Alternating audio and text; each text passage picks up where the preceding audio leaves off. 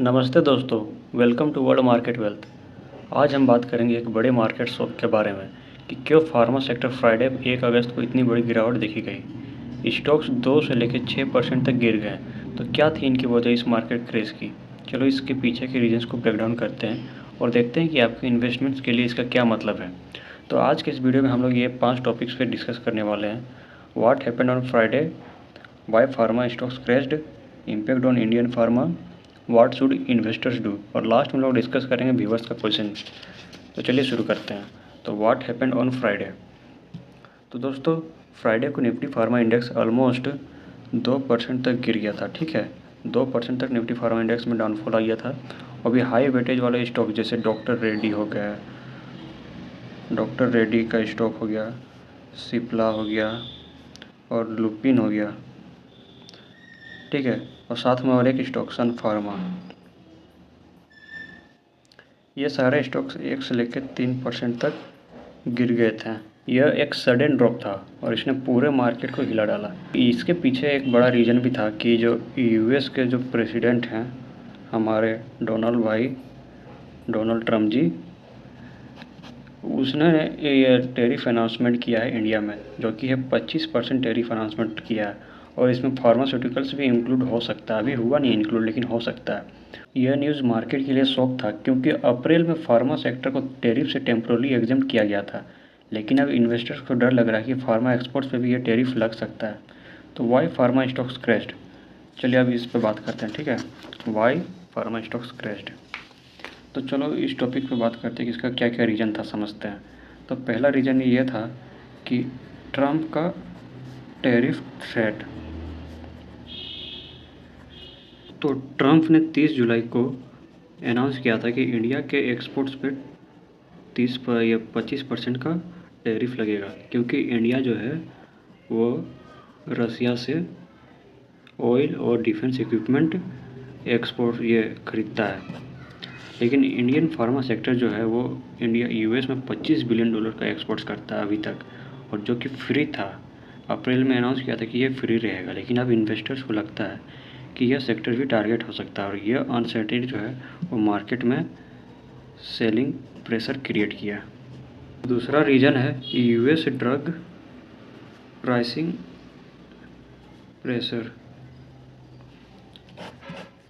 इसके अलावा ट्रम्प ने फार्मा कंपनीज के सीईओज़ को जो है लेटर्स भेजे, उन्होंने ड्रग प्राइसिंग को स्लेश करने को कहा, और यह न्यूज़ भी है जो फार्मा स्टॉक्स पे प्रेशर डाल रहा था, क्योंकि यूएस जो है इंडियन जेनरिक्स का सबसे बड़ा मार्केट है। तीसरा रीज़न है weak US job data. Friday को यूएस जॉब्स का रिपोर्ट आया, एक्सपेक्टेड से काफ़ी कम था। मात्र 73,000 जॉब्स ऐड हुए, अगेंस्ट में 1,02,000 की एक्सपेक्टेशंस थी उनके, लेकिन 73,000 जॉब्स ऐड हुए और इससे ग्लोबल मार्केट में थोड़ी नर्वसनेस आई और फार्मा जैसे सेंसिटिव सेक्टर्स पे ज़्यादा असर पड़ा। चौथा था सेक्टर स्पेसिफिक इश्यूज़।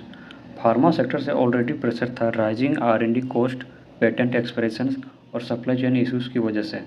ये टैरिफ और प्राइसिंग वाली न्यूज़ ने सिचुएशंस को और भी ख़राब कर दिया। अब बात करते हैं इम्पैक्ट ऑन इंडियन फार्मा। तो इंडियन फार्मा इंडस्ट्री जो है वो यूएस के साथ $25 बिलियन का बिजनेस करती है और यूएस जो है वो जेनेरिक्स का सबसे बड़ा शेयर रखता है। अगर 25% टैरिफ लगता है तो कंपनीज जैसे सन फार्मा हो गया, फिर डॉक्टर रेड्डी हो गया, उसके साथ में हो गया औरोबिंदो कंपनी, तो इनके मार्जिन्स पे असर पड़ेगा। और एनालिस्ट का कहना यह है कि टैरिफ जो है यूएस के हेल्थ केयर सिस्टम को भी हिट करेगा, क्योंकि इंडियन जेनरिक्स एक सस्ता ऑप्शन है। लेकिन गुड न्यूज़ ये भी है कि इंडिया के कॉमर्स मिनिस्टर पीयूष गोयल जी ने कहा है, क्या यार बार बार स्पेलिंग गलत हो जाता है। तो पीयूष गोयल जी का कहना यह है कि ट्रेड टॉक्स चल रही है अभी यूएस के साथ, जो कि अगस्त के एंड तक एक डील हो सकती है जिसमें, और यह डील होती है तो इंडिया में टैरिफ जो है 25% या उससे भी कम लग सकता है, जो कि मार्केट के लिए रिलीफ होगा। अब बात करते हैं व्हाट शुड इन्वेस्टर्स डू। तो सबसे पहले तो उन्हें पैनिक नहीं करना होगा, क्योंकि यह क्रैश टेम्प्रोरी हो सकता है। अगर आप लॉन्ग टर्म इन्वेस्टर हो तो होल्ड करो, क्योंकि इंडियन फार्मा फंडामेंटल्स अभी स्ट्रॉन्ग है। फिर आता है डाइवर्सिफाई। फार्मा के साथ साथ आईटी या एफएमसीजी जैसे सेक्टर्स में भी इन्वेस्ट करो ताकि रिस्क स्प्रेड हो। वॉच ट्रेड टॉक्स, अगस्त के ट्रेड नेगोशिएशंस पे नज़र रखो। अगर टैरिफ कम होता है तो फार्मा स्टॉक्स में रिकवरी आ सकती है।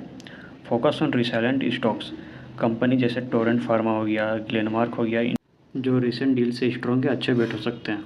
और एक प्रो टिप, अपना रिसर्च करो और स्टॉप लॉस सेट रखो ताकि वॉलेटिलिटी से बचा जा सके। अब बात करते हैं हम लोग व्यूवर्स के क्वेश्चन के बारे में। तो रमेश जी का पूछना ये है कि क्या फार्मा स्टॉक्स में इन्वेस्ट करना सेफ़ है? तो भाई अभी थोड़ी सी कॉशन रखो, लेकिन फंडामेंटली स्ट्रॉन्ग स्टॉक जैसे सन फार्मा हो गया, सिप्ला हो गया, लॉन्ग टर्म के लिए अच्छे हैं। विकास तिवारी जी का सवाल है कि क्या टैरिफ की वजह से प्राइसेस बढ़ेंगे? तो विकास जी, अगर टैरिफ लगा तो यूएस में जेनरिक ड्रग का प्राइसेस बढ़ सकते हैं, लेकिन इंडिया के डोमेस्टिक मार्केट में असर कम होगा। तो अगर आपको और भी कोई क्वेश्चन हो तो कमेंट सेक्शन में या फिर मुझे डायरेक्ट इंस्टा में डीएम कर सकते हैं, मैं आपको नेक्स्ट वीडियो में जवाब दे दूँगा। तो दोस्तों, ये थी फ्राइडे के फार्मा सेक्टर के क्रेज़ की कहानी। अगर आपको वीडियो हेल्पफुल लगा हो तो वीडियो को लाइक करो, चैनल को सब्सक्राइब करो ताकि मार्केट की अपडेट्स आप तक पहुँच सके। आपका क्या ख्याल है, फार्मा सेक्टर जल्दी रिकवर करेगा? कमेंट में बताएं। मिलते हैं नेक्स्ट वीडियो में।